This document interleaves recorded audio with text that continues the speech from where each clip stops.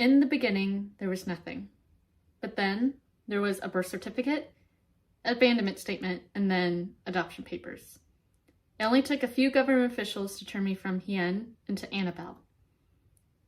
When you're a child, you don't dwell in the before, because you have not lived long enough to have known such a place. But with what you don't know, you create with your imagination.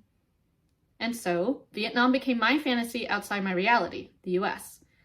My parents would tell me about their journey there, and I would use their words to paint a blurry image of home for myself. Vietnam was beautiful, and so I pictured tall green mountains, the cliffs wet with rice water as they peeked out from the base to pierce the burning sky.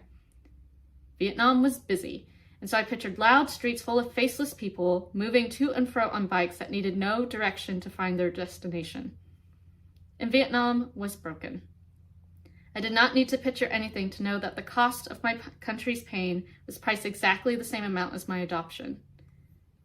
Inevitably, the thing I would dream about the most would be my birth mother, to which my parents have no description. But though I know less about her than I do my homeland, I still find myself thinking that they are one and the same. That woman, in all her beauty and brokenness, lives beyond anything I could ever hope to reach for. For you see, to be transracially and internationally adopted means more than existing between countries and cultures. It means you exist between time and space, the dimensions of what if. It is to look around and realize you live within a ghost kingdom, a place built on shoulds, coulds, wants, and nots. This is where I would imagine Vietnam holding me tenderly in her hands. She would give me all that a mother was to give her child: safety, familiarity, unconditional love. No matter how far I may be, she would always patiently wait before embracing me fully upon my return. But just like any other parent, Vietnam can be a cruel teacher. In those early days when I was Hiền, she taught me 3 things: starvation, neglect, and that you can wail and cry for someone, but that won't bring them back. Vietnam left a hole in me that only a mother can make, and I, her daughter, will bleed for 1,000 lifetimes because of it. Not all women want to be loved like mothers, but all daughters want to be loved by their mothers.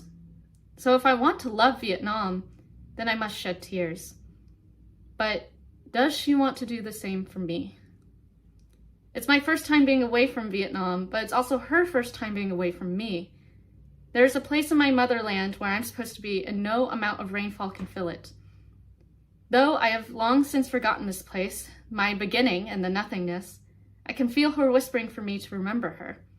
Not as beautiful, busy, or broken, but to remember her simply as my mother, Vietnam.